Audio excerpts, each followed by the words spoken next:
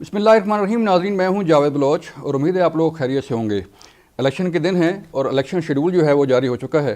تمام سیاسی جماعتیں آپ کے علم میں ہے کہ اپنی اپنی الیکشن کمپین کر رہی ہیں. کسی کو لیول پلینگ فیلڈ کا مسئلہ ہے تو کسی کو احتساب اور حساب کتاب کا مسئلہ ہے.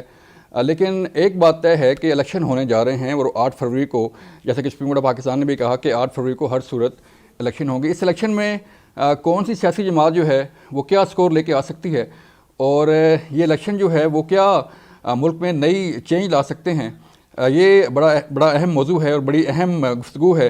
اس پر آج ہم نے بات کرنے کے لیے اپنے پروگرام میں دعوت دی ہے راجہ پرویز اشرف صاحب کو. اسپیکر قومی اسمبلی ہیں اور پریزیڈنٹ ہیں پاکستان پیپلز پارٹی پنجاب کے، سابق وزیر اعظم ہیں. ان سے بات کریں گے اور ان سے پوچھیں گے کہ پیپلز پارٹی کا مینیفیسٹو جو ہے وہ کیا آ رہا ہے. جو روٹی کپڑا مکان کا نعرہ لگاتی ہے پیپلز پارٹی، اس کو کس حد تک انہوں نے پہلے جو ہے وہ اس میں کامیاب ہوئے اور اب جو ہے کس حد تک کامیاب ہوں گے. اور نون لیگ کی سیاست پہ بھی بات کریں گے، جو ملک میں سیاسی کلچر ہے اس پہ بھی بات کرنے جا رہے ہیں.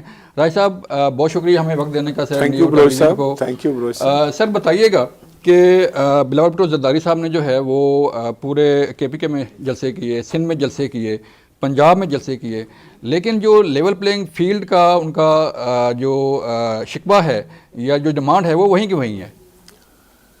بروئی صاحب، کسی بھی انتخاب کے لیے لیول پلینگ فیلڈ کا ہونا بہت ہی بنیادی بات ہے. ٹھیک.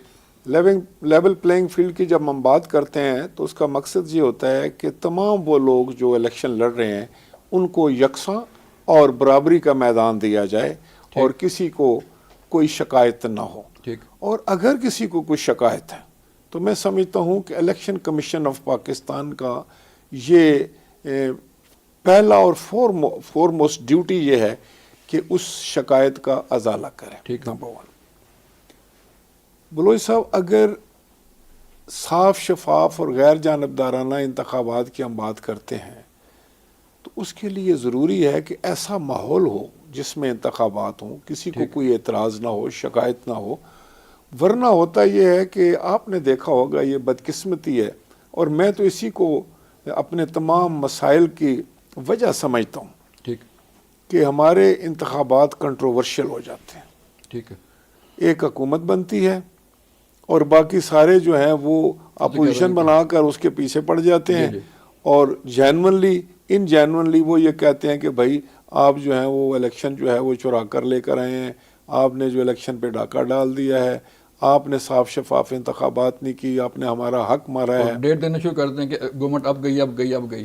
تو اس سے یہ ہوتا ہے کہ غیر یقینی کی کیفیت پریویل کرتی ہے پورے ملک میں، اور وہ حکومت جو کنٹروورشل ہو جائے وہ کبھی ڈیلیور نہیں کر سکتی، وہ کبھی ملک میں سٹیبلٹی جو ہے نا وہ نہیں لے کر آ سکتی. تو یہ بنیادی طور پر ملک کا ایک بہت بڑا نقصان ہو جاتا ہے جس کو شاید ہم اتنی امپورٹنس نہیں دیتے جتنی ہمیں دینی چاہیے. ہمارے تمام ادارے، خاص طور پہ جو ادارہ جس کی ذمہ داری ہے وہ الیکشن کمیشن آف پاکستان ہے. بالکل میرا یہ خیال ہے. تو سر آپ فرما رہے ہیں کہ الیکشن کمیشن کی ذمہ داری ہے کہ تمام سیاسی جماعتوں کو جو ہے وہ پلیٹ فارم دے، لیول پلینگ فیلڈ دے.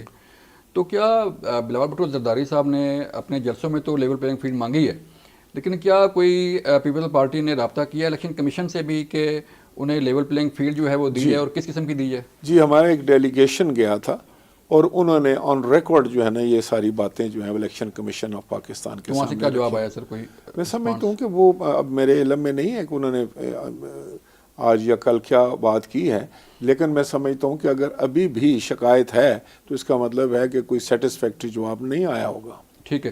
تو لیول پلینگ فیلڈ کا سر مطلب کیا ہے کہ دیکھیں نا، جلسے ہو رہے ہیں، آپ کو فریلی سیکورٹی فراہم کی جا رہی ہے، عوام آ رہی ہے آپ کے جلسوں میں، لیکن اس کے باوجود لیول پلینگ فیلڈ کا جو ڈیمانڈ ہے وہیں پہ ہے. تو پھر ہم کیا سمجھیں کہ لیول پلینگ فیلڈ ہوتی کیا ہے؟ لیول پلینگ فیلڈ یہ ہوتی ہے کہ اگر آپ ایک برتاؤ مجھ سے کر رہے ہیں تو وہی برتاؤ میرے اپوننٹ سے بھی کریں. ٹھیک.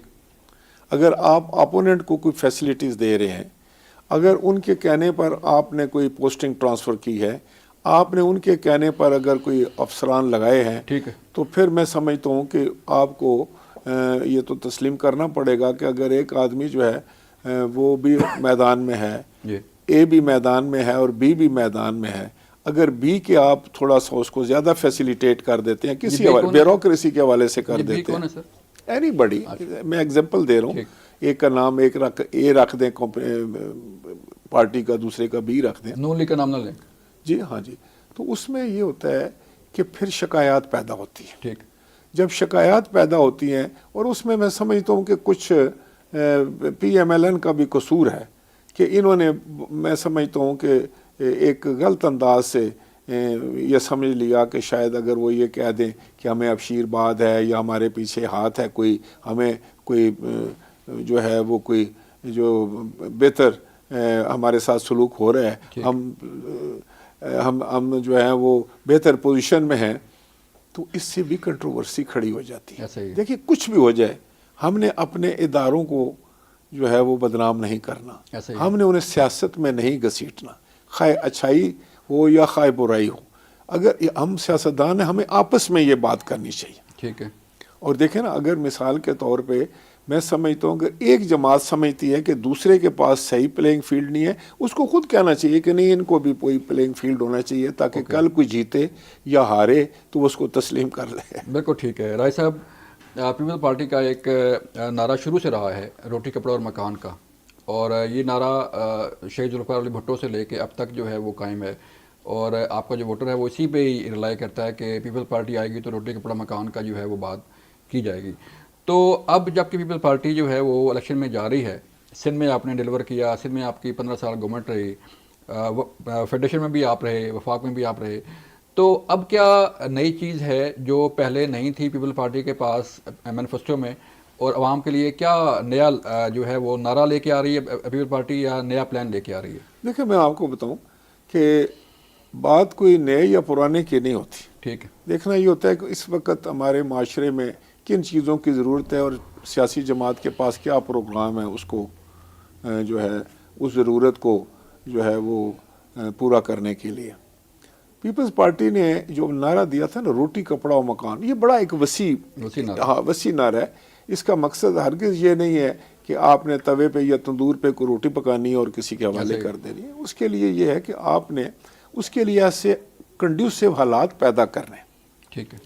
शहीद जुल्फ़िकार अली भुट्टो के ज़माने में मुझे याद है कि मैं ख़ुद उस वक़्त नौजवान था कि आम आदमी को पासपोर्ट नहीं मिलता था। ऐसे 22 ख़ानदान थे इस मुल्क पर जो बैरून मुल्क सफ़र करते थे, और वो भी सैर व सियाहत के लिए बाहर जाते थे। और ये शहीद जुल्फ़िकार अली का भुट्टो साहब का बहुत बड़ा कारनामा था कि उन्होंने आम आदमी गरीब के हाथ में पासपोर्ट दिया, वो बाहर गया, हमारे लाखों लोग गए।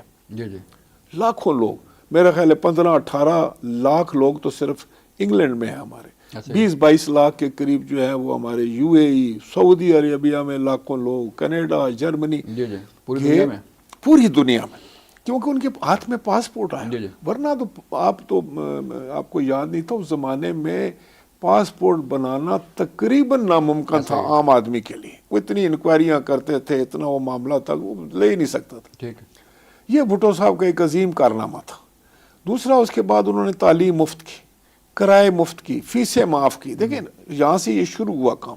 वो मजदूर के साथ खड़े हो गए, मजदूर की इज्जत बनाई, मजदूर को उन्होंने सोशल सिक्योरिटी दी, उनको हेल्थ सिक्योरिटी दी। एक विजन था उनका, एक विजन था। जब ये मामलात चले तो माशरे में एक तब्दीली आई।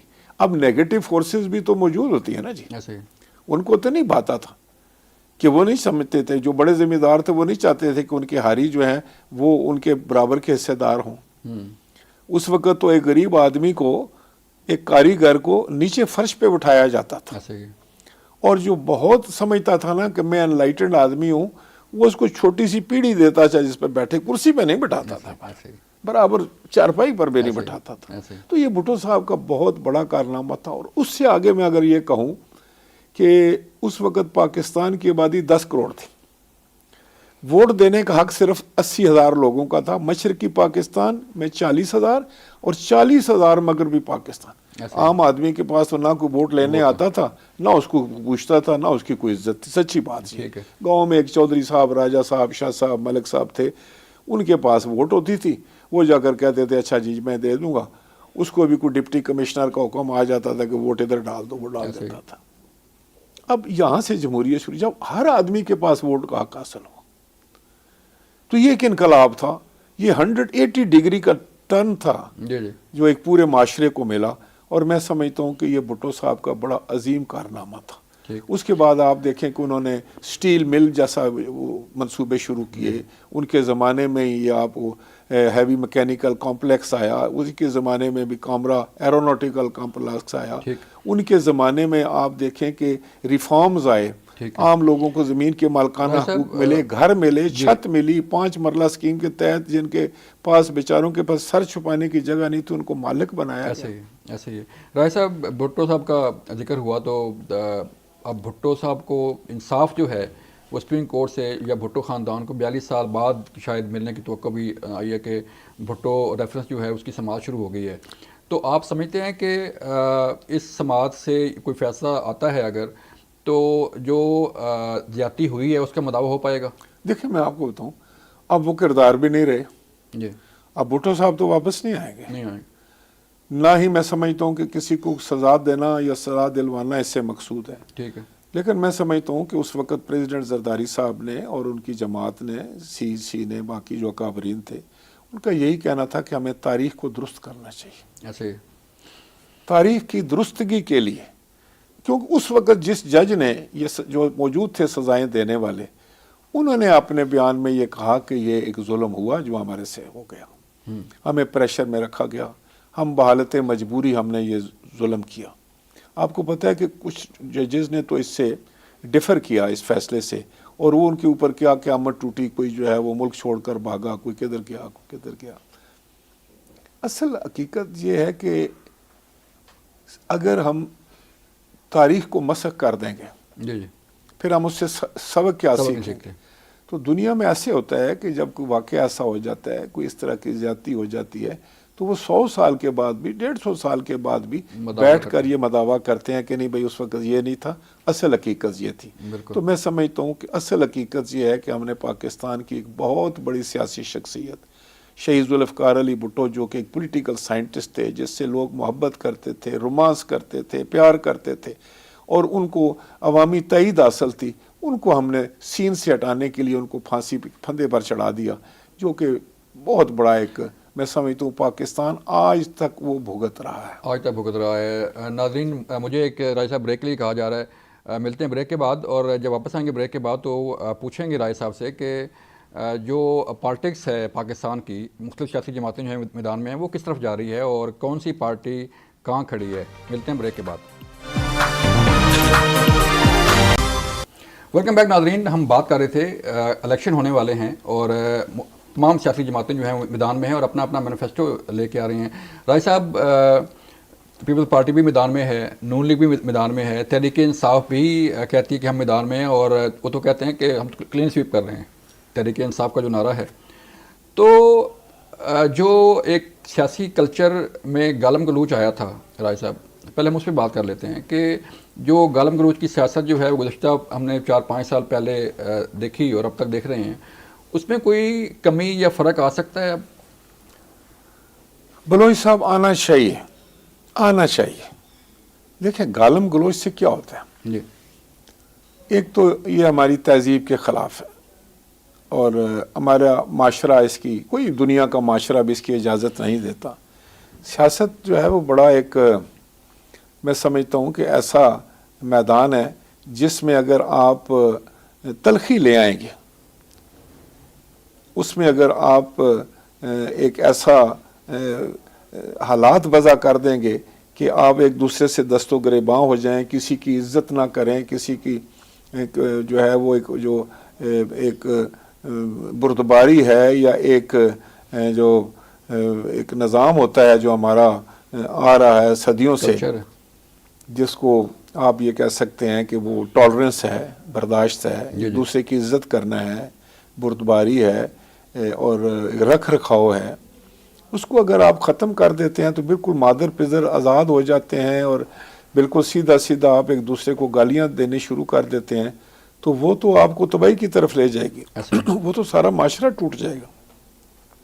جب معاشرہ ٹوٹتا ہے، جب تلخیاں زیادہ جنم دیتی ہیں، تو پھر آپ کیا کرتے ہیں؟ گالی تو ایک حد تک دیں گے نا، اس کے بعد پھر کیا کرتے ہیں؟ ہتھیار اٹھا لیتے ہیں، ایک دوسرے کی زندگی کے درپے ہو جاتے ہیں، ایک دوسرے کو انسلٹ کرنے کی کوشش کرتے ہیں۔ جب ہر کوئی ایک دوسرے کی انسلٹ کر رہا ہو ایکسکیوز می، تو پھر تو کسی کی عزت ہی نہیں رہ سکتی.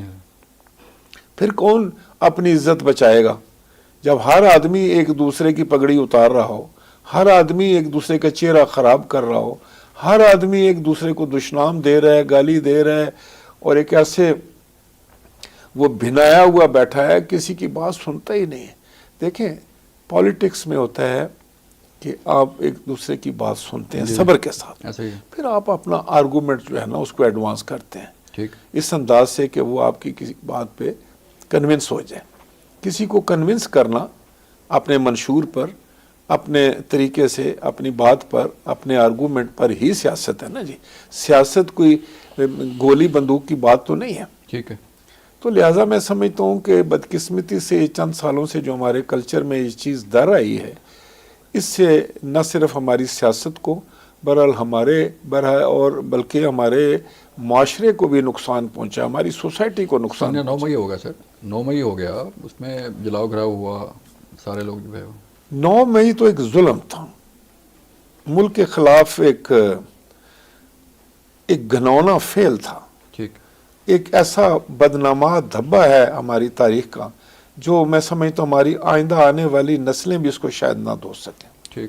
کون ملک ہے، کس ملک کے باشندے ہیں جو اپنے ملک کو تباہ و برباد کرنے کے لیے تل جائیں، اس کو دنیا میں تضحیک کا نشانہ بنا دیں، اس کا تمسخر اڑوائیں اور اپنی فوج پر حملہ کر دیں.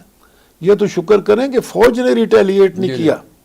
اگر فوج اس دن فائر کھول دیتی اور کچھ لوگ مارے جاتے تو اس ملک کا کیا بنتا؟ یہاں گلی گلی محلے محلے آگ لگتی، یہاں لوٹ و کھسوٹ ہوتی، یہاں لوگ مرتے سڑکوں پر مکھیوں کی طرح. تو اس ملک کا کیا بنتا؟ جس ملک کے لیے ہم کہتے ہیں کہ یہ ہمیں جان سے پیارا ہے، ہم کہتے ہیں یہ ہماری ماں دھرتی ہے، اس کے ساتھ یہ سلوک کون کر سکتا ہے؟ میں نہیں سمجھتا. کوئی وسط سے وسط پاکستانی بھی ہے، وہ اس میں ایک بات تو ہے کہ وہ اپنے ملک سے محبت کرتا ہے، اور یہ ہماری شان ہے کہ ہمارے لوگ جو ہے نا اپنے ملک کے لیے اپنی جانیں قربان کرتے ہیں. کہ آپ کا خیال ہے کہ فوج کا جوان جو ہے وہ صرف اپنی تنخواہ کی خاطر جو ہے اپنی جان دیتا ہے اور سینے پہ گولی کھاتا ہے؟ نہیں، وہ وطن کی محبت ہے، وہ ہی از دی ڈیفینڈر آف آور فرنٹیئر، اور وہ کہتا ہے کہ وہ جذبہ ہے، اپنی اس مٹی سے، دھرتی سے پیار کا، اپنے لوگوں کے تحفظ کے لیے وہ اپنے سینے پہ گولی کھاتا ہے. ان کو جا کر ہم نے ان کے جو ہمارے جو ہیروز تھے، ہمارے شہداء تھے، ان کی ہم نے تضحیق کی. دشمن نے تعریف کی ان کی، دشمن ان کی تعریف کر رہا ہے اور لکھ کے بھیج رہا ہے کہ یہ بہت بہت بڑا بہادر انسان تھا، اور میں ایز اے فوجی اس کو سلوٹ پیش کرتا ہوں جس بہادری اور جرت کے ساتھ اس نے اپنے ملک کا دفاع کیا یا اپنے مورچے میں ڈٹا رہا. اس کی جا کر ہم تضحیق کرتے ہیں. وہ کون لوگ ہیں؟ وہ ہمارے لوگ تو نہیں ہو سکتے. اگر ہیں تو میں سمجھتا ہوں قابل برداشت نہیں ہے. ٹھیک. راج صاحب، سانیہ 9 مئی گزر گیا، دری بات ہے، اب انشاءاللہ ان لوگوں کو کیفے کردار تک پہنچایا جائے گا. ملٹری کورٹس جو ہے ان پہ ٹرائل شروع ہوئے. اب سر سیاست پہ آتے ہیں تو پیپل پارٹی کہاں کھڑی ہے؟ ایک تو جلسے جلوس ہو رہے ہیں سب آپ کے، لیکن اگر گراؤنڈ ریالٹی دیکھیں تو آپ پنجاب کے پریزیڈنٹ بھی ہیں، سندھ میں آپ کی ورکنگ ہے، آپ کی سیٹیں ہیں، ووٹ بینک ہے. پنجاب میں اسپیشلی پیپل پارٹی کہاں کھڑی ہے؟ آپ کو کتنی حلقوں میں جو ہے وہ آپ کہہ سکتے ہیں کہ ہم جیت جائیں گے، اور کتنی سیٹیں جو ہے وہ لے سکتے ہیں؟ دیکھیں، میں آپ کو بتاؤں کہ میں اس پہ تو نہیں جاتا کیونکہ یہ فیک گنتیاں کی جاتی ہیں. ٹھیک ہے. دعوے بھی کیے جاتے ہیں، ایسے دعوے بھی کیے جاتے ہیں، وہ بھی ایک سیاست کا اور سیاسی جو شعبہ بازی یا آپ یہ کہیں کہ لوگوں کو اٹریکٹ کرنے کا ایک طریقہ ہوتا ہے. لیکن میں جینون بات آپ کو بتاؤں کہ پاکستان پیپل پارٹی پچھلی الیکشن سے بہت بہتر حالات میں. نمبر 1، ہم ساؤتھ میں بہت اچھی پوزیشن میں. ٹھیک. اور پہلی دفعہ سینٹرل پنجاب میں سمجھتا ہوں کہ جو میرے سامنے اس وقت شخصیات ہیں اور جس طریقے سے انہوں نے کام کیا وہ بہت اچھی پوزیشن میں ہوں گے. اور پہلے تو سینٹرل پنجاب میں صرف ایک میری سیٹ تھی، اب انشاءاللہ تعالیٰ آپ دیکھیں کہ بہت ساری سیٹیں نکلیں گی. اور میں دیکھ رہا ہوں کہ جتنے ہم 2002 میں تھے شاید اس کے قریب آ جائیں. اچھا، اس کے قریب جو ہے وہ آ سکتے ہیں. تو ہاں جی. اس کے علاوہ میں آپ کو بتاؤں کہ بلوچستان میں اب پیپلز پارٹی نے بہت بڑے ایڈوانسز کیے ہیں. ٹھیک. بڑی مضبوط جو فگرز ہیں पर्सनैलिटीज़ हैं, इलेक्टेबल्स हैं, उन्होंने पीपल्स पार्टी को ज्वाइन किया है। KPK में बहुत अच्छे, मैं आपको KPK में मैं समझता हूँ कि यस PTI का एक है वहाँ पर, जिस तरह आप कहते हैं कि वहाँ पर उनका होल्ड था, लेकिन इस वक्त मैं समझता हूँ कि अगर पीपल्स पार्टी का होल्ड ना हो लेकिन वो सेकंड पोजीशन पे ज़रूर है KPK में इंशाल्लाह। अच्छा, बाप पार्टी बलूचिस्तान में नून लीग को सारी जी, ज्वाइन करेगी, लेकिन तो उसके आपको फिर आप देखें ना, बाप पार्टी तो ये है, लेकिन PMLN के जो उस वक्त बहुत बड़े स्टैलवर्ड्स थे जी वो तो इस वक्त हमारे पास है, ठीक, और वो जो उनके प्रेसिडेंट थे बलूचिस्तान के, senator general Abdul Kader Bloch, वो पाकिस्तान पीपल्स पार्टी को ज्वाइन कर चुके हैं। वहाँ के जो चीफ मिनिस्टर थे उनके, वो पीपल्स पार्टी को ज्वाइन कर चुके हैं। एक दूसरे चीफ मिनिस्टर जो थे वो अपने साथियों समेत जो है पीपल्स पार्टी के पास आ चुके हैं, और काफ़ी बड़ी ट्राइब्स के लोग जो हैं they have join Pakistan peoples party. इसलिए मैं समझता हूँ कि बाप पार्टी की भी शायद वो पोजीशन नहीं रही जो पहले थी, और वो और दूसरा उनके ऊपर एक छाप पड़ चुकी है कि वो कोई बस ऐसे ही है मामलात। ठीक है राय साहब, हम देखें तो नून लीग जो है वो सियासी इत्तेहाद कर रही है। उन्होंने MQM को साथ मिलाया, BAP को साथ मिलाया, UFA को जो है वो साथ उनके साथ खड़ी है। तो आप समझते हैं कि पीपल पार्टी को भी ऐसे सियासी इत्तेहादों की ज़रूरत है कि सियासी पार्टियों के साथ मिलें और मिलकर जो है वो आगे मैदान में उतरें? बलोच साहब, बुनियादी तौर पर आप इत्तेहाद उस वक्त करते हैं जब आप समझते हैं कि आप में कोई कमज़ोरी है, वरना हर जमात जो है, बड़ी जमात जो होती है, फेडरल जमात जो है, वो अपने बल बोते पे सीट निकालने की कोशिश करती है, और इक़्तिदार शेयर करना कोई आसान बात नहीं है। ऐसे ही है, अलाइंसेस बनाना तो शायद आसान है, लेकिन अलाइंसेस को चलाना बहुत मुश्किल काम होता है। इस पे भी मैं आपको ये आपके सामने ये बात रखना चाहता हूँ कि शराकत इक़्तिदार जो है ना जी, वो बहालत मजबूरी हुआ करती है। ऐसे ही जब आप अलायंस भी बनाते हैं तो वो बहालत मजबूरी बनाते हैं। PDM बहालत मजबूरी हुआ था, देखे ना, PDM भी बहालत मजबूरी हुआ था, क्योंकि उस वक़्त हालात ये हो गए थे कि जो पार्टी थी उस वक़्त PTI और इमरान खान, वो हालात को उस तरफ लेके जा रहे थे जो मुल्क को नाकाबिल तलाफ़ी नुकसान पहुँचा सकते थे। ठीक, उस वक़्त इकानमी बिल्कुल नोज़ डाइव कर रही थी। ख़तरा पैदा हो चुका था कि अगर अब आप असम्बलियाँ तोड़ देते हैं, कोई अजीब सा हालात हो गया कि एक असम्बली पहले टूट गई, दूसरी बाद में टूट रही है। फिर जब आप कहते हैं कि मैं डिफेंड करने के लिए आता हूँ आपकी नो कॉन्फिडेंस को, जो कि एक आइनी तरीका है, जी जी, तो आप वाकआउट कर जाते हैं, आप असम्बली के बारे में साइफर ले आते हैं, साइफर ले आते हैं, सारे ड्रामे होते हैं। तो ये तो मैं समझता हूँ कि ये एक बहुत, उस वक़्त अगर सारे इकट्ठे ना होते तो उस वक़्त शायद इकट्ठा होना, सबको पता था कि ये इस वक़्त हुकूमत हासिल करना और हुकूमत को चलाना बहुत मुश्किल काम है। लेकिन अगर आप ना इकट्ठे होते, हुकूमत अगर ना लेता PDM, और हम तो PDM में नहीं थे, peoples party was not part of PDM, ठीक, तो उस वक़्त अगर अब मुल्क डिफ़ॉल्ट कर जाता तो आज हम कहाँ खड़े होते? आज लोगों के पासपोर्ट की क्या वक़्त होती? जो आए थे कि हम पासपोर्ट को इज़्ज़त देने के लिए आए हैं, जो पाकिस्तान को ऊपर उठाने के लिए आए थे, उन्होंने तो इसके बिल्कुल उल्ट कर दिया। बिल्कुल, इसके बिल्कुल उल्ट कर दिया। PDM जो है वो एक बहालत मजबूरी एक गवर्नमेंट थी। राय साहब ये फरमा रहे हैं। मुझे एक सर ब्रेक के लिए कहा जा रहा है, मिलते हैं ब्रेक के बाद, और जब वापस आएंगे तो फिर बात करेंगे कि इलेक्शन जो है वो किस हद तक कंफर्म है। गो के सुप्रीम कोर्ट पाकिस्तान ने भी कह दिया कि इलेक्शन होने वाले हैं, लेकिन मौसमी हालात कहाँ होंगे, अमन अमान की सूरत हाल जो है उस पर हम बात कर सकते हैं। मिलते हैं ब्रेक के बाद। वेलकम बैक नाज़रीन। राय साहब, हम बात कर रहे थे कि PDM गवर्नमेंट में आप साथ थे, और सियासी इत्तेहाद आप कह रहे हैं कि पीपल पार्टी जो है वो उसको ज़रूरत नहीं है, बड़ी जमात है और देखा जाएगा बाद में। लेकिन क्या अगर बहालत मजबूरी या वक्त की ज़रूरत हो इन फ्यूचर इलेक्शन के बाद, तो फिर कोई PDM फॉर्म ऑफ गवर्नमेंट दोबारा बन सकती है? जी देखें, ये जो इत्तेहाद बनते हैं ना जी, ये मैं पहले भी कई दफ़ा कह चुका हूँ, उस वक्त के हालात को मद्देनज़र रख के बनते हैं। अगर उस वक्त हालात ऐसे हैं और कि वो बनाने ज़रूरी हैं, मुल्क के मफादात में हैं, हुकूमत बनाने के लिए, हुकूमत चलाने के लिए, तो ज़रूर करने चाहिए, कोई हर्ज नहीं। तो सियासी जमातें जो हैं वो कहाँ खड़ी हैं? किंग्स पार्टी जो है वो उनका बड़ा रोल होता है। کنگز پارٹی اگر نون لیگ کے ساتھ بیٹھ گئی تو نون لیگ کی گورنمنٹ جو ہے وہ ایک تاثر ہے کہ بن جائے گی، کنگز پارٹی پیپل پارٹی کے ساتھ بیٹھ گئی تو وہ ان کی گورنمنٹ بن جائے گی، تو پھر ان کنگز پارٹی جو چھوٹی پارٹی ہیں ان کا کیا رول ہوگا سر؟ دیکھیں میں آپ کو بتاؤں کہ یہ ایک تاثر ضرور ہے اور یہ تاثر دیا جا رہا ہے، اور میں اس لیے میں کہتا ہوں کہ مجھے اختلاف ہے اس سوچ سے جو پی ایم ایل این نے کی ہے کہ انہوں نے یہ تاثر دیا ہے۔ اس سے انہوں نے کیا کیا ہے کہ خود ہی جو ہے اپنے الیکشن کو کنٹروورشل کر لیا۔ ٹھیک ہے سر، وہ کیسے؟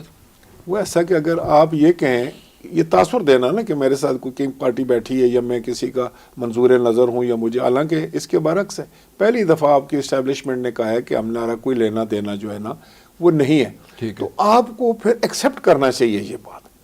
اگر آپ ایکسیپٹ نہیں کرتے، اگر اسٹیبلشمنٹ کہہ رہی ہے کہ بابا ہم آپ کے الیکشن میں ہمارا کوئی حصہ نہیں ہے، ٹھیک، آپ خود لڑیں، تو پھر آپ کہتے نہیں کہ میرے پر تو ہے جی، تو پھر یہ تو بڑا، میں سمجھتا ہوں کہ آپ نے تو پورا الیکشن پروسیس جو ہے اس کو مشکوک بنا دیا، اور آپ نے اپنے پلے بھی کچھ نہیں چھوڑا۔ اس کا مطلب ہے کہ آپ اپنی اسٹرینتھ، تو پھر میں اب کیا کہا جا سکے، اب تو لوگ بڑے ہر لحاظ سے بڑے بالغ ہیں، وہ تو ایک ایک چیز کو بال کی کھال کھینچ کے دیکھتے ہیں، مائکروسکوپک وہ جائزہ لیتے ہیں آپ کی ایک ایک موومنٹ کا، تو اس کا مطلب ہے کہ آپ کی جڑیاں اندر سے پتلی ہیں، ایسے ہی۔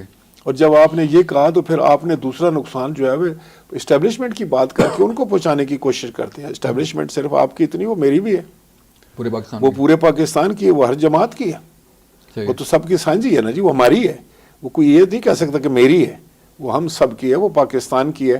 تو ایسی کوئی بات کرنا غیر ذمہ دارانہ بات ہے، اس سے اجتناب کرنا چاہیے، اور میں سمجھتا ہوں کہ پولیٹیکل پارٹیز کو اپنا پروگرام دینا چاہیے، اگر کوئی شکایت ہے تو الیکشن کمیشن آف پاکستان کو رفع کرنی چاہیے۔ میاں نواز شریف صاحب جو ہے وہ کبھی پہلے جب 21 اکتوبر کو آئے تھے تو انہوں نے کہا تھا کہ میں کوئی انتقام جو ہے وہ نہیں لینا چاہتا اور نہ ہی میرا کوئی ایسا، پھر بعد میں انہوں نے کہا احتساب ہونا چاہیے، پھر انہوں نے کہا جی کہ احتساب جو ہے وہ حساب کتاب ہونا چاہیے، پھر انہوں نے کہا جی کہ مجھے 93 میں کیوں نکالا گیا، پھر کارگل جنگ کا جو ہے انہوں نے ذکر کیا، اور اب پھر حساب کتاب کی بات کر رہے ہیں، تو یہ حالات کس طرف جا رہے ہیں؟ میں آپ کو ایک بتاؤں کہ میں نے پہلے آپ سے ایک بات کی تھی کہ جب آپ ایک دوسرے کی بالکل عزت کرنا چھوڑ دیں گے، ایک دوسرے کے لیے آپ حالات تنگ کریں گے تو ایکچولی سب کے لیے تنگ ہو جاتے ہیں۔ ایسے ہی، but goes around it comes around, ٹھیک، یہ بڑی حقیقت ہے۔ تو کسی نے کسی کہنا چاہیے کسی نہ کسی کو کہ بس بابا جو ہو گیا وہ کافی ہے، اب آؤ ایک نئی صبح کا آغاز کریں۔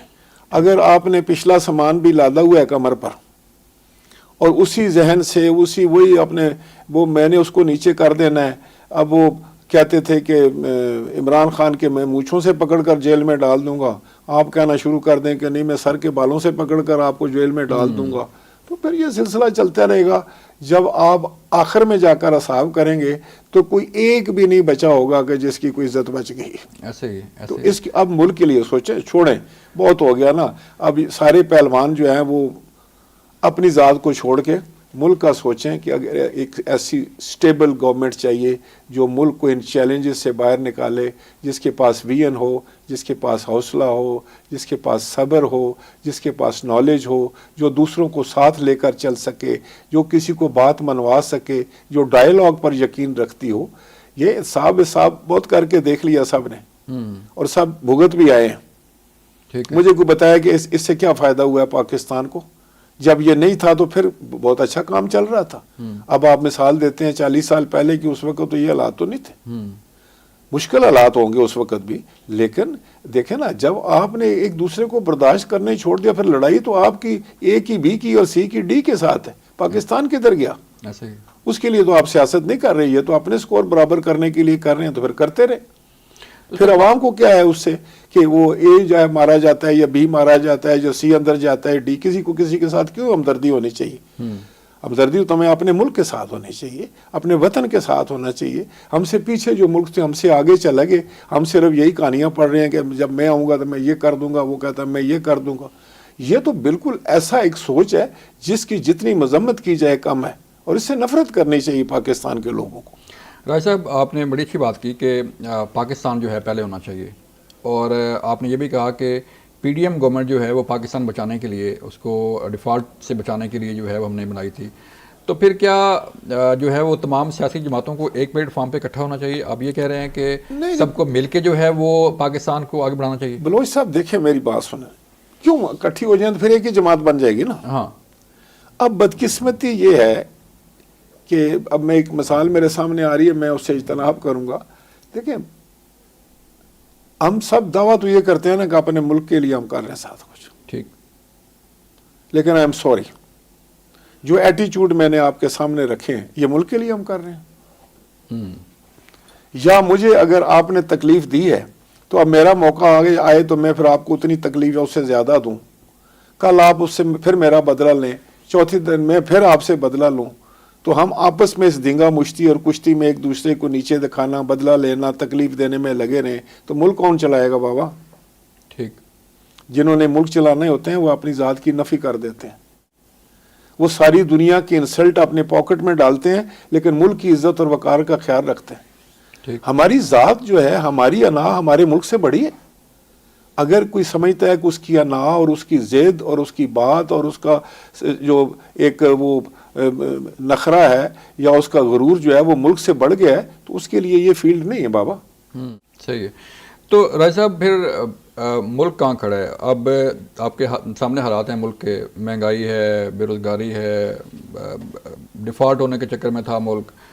تو پیپلز پارٹی کے پاس جو ہے وہ ایسا کیا پلان ہے کہ ٹھیک ہے آپ نے پہلے بھی ڈیلیور کیا، آپ سے میں ڈیلیور کر کے آ رہے ہیں، تو پیپلز پارٹی کے پاس ایسا کیا پلان ہے کہ جو حالات ہیں وہ بدل جائیں گے؟